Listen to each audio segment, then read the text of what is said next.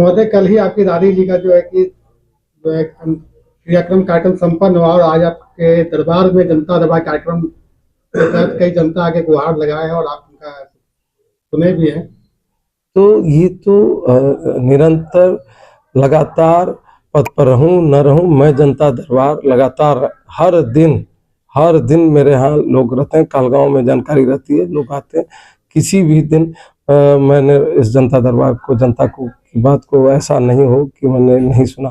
तो उनका स्नेह है और मैं उन्हीं के लिए हूँ, मेरा जीवन उन्हीं के लिए है। तो मैं तो उन्हीं के लिए हूँ, कालगांव वासियों के लिए हूँ, मेरा जीवन उनके लिए है। तो इसमें जनता की समस्याओं का निदान ना कर पाए तो फिर बेटा किस काम का? ठीक है, तो बेटा का काम है और आपके प्रतिनिधि का काम है इस दायित्वों का निर्वहन करना, मैं कर रहा हूँ।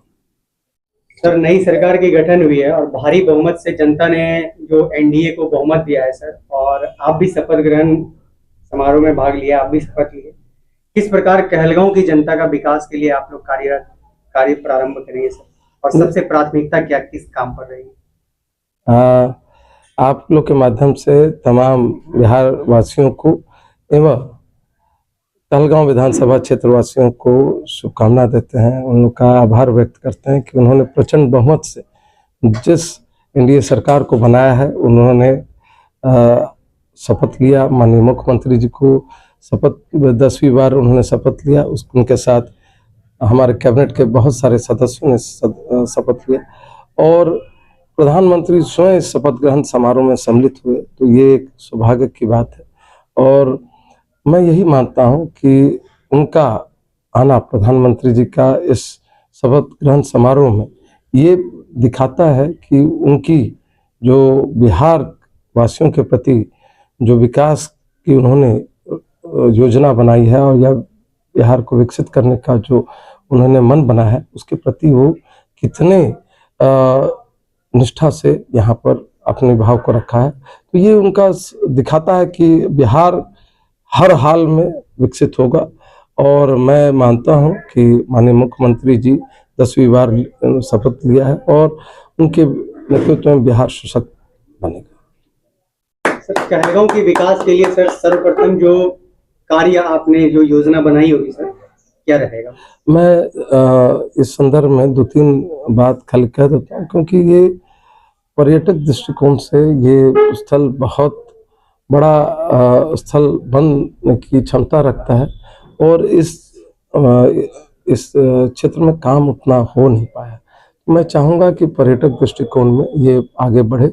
अभी कुछ दिन पहले हमारे यहाँ के जिला पदाधिकारी ने भी इस संदर्भ में बैठक की है, तो मैं उसको चाहूँगा कि जल्द से जल्द इस पर कार्रवाई हो और आधारभूत संरचना संबंधित जो चीज़ है, जैसे ये जो जितनी भी सुविधाएं, उसका मैं खुद देख रेख करूँगा ताकि बेहतर लोगों को सुविधा हो सके।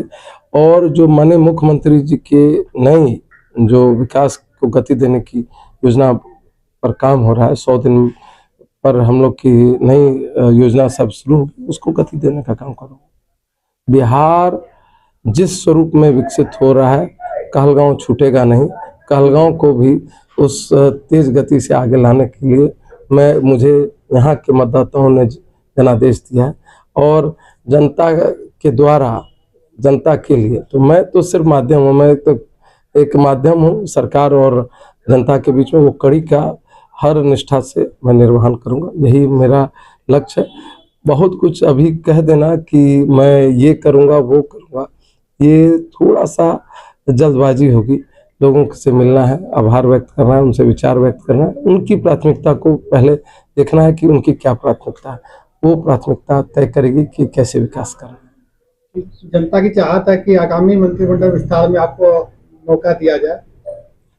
ये मुख्यमंत्री का विशेष अधिकार होता है और उनके निर्णय को हम जो भी होगा हम लोग उनका स्वागत करते हैं। मुझे अवसर उन्होंने दिया है काम करने के लिए, अब इसके बाद जो भी वो दायित्व देते हैं उसका मैं निर्वहन साक्षर करूँगा। और आज जो भी मैं हूँ उसमें माननीय मुख्यमंत्री जी का, हमारे राष्ट्रीय अध्यक्ष संजय झा जी का, सम्मानित हमारे मंत्री भारत सरकार के ललन बाबू का, इन लोग का, सरवन बाबू का, इन लोग का सबका बड़ा आशीर्वाद रहा है। तब आज आप मुझे देख रहे हैं यहाँ पर, तो उन लोग के आशीर्वाद की वजह से मैं यहाँ हूँ और उनके दिशा निर्देश पे जो वो कहेंगे काम करूँगा।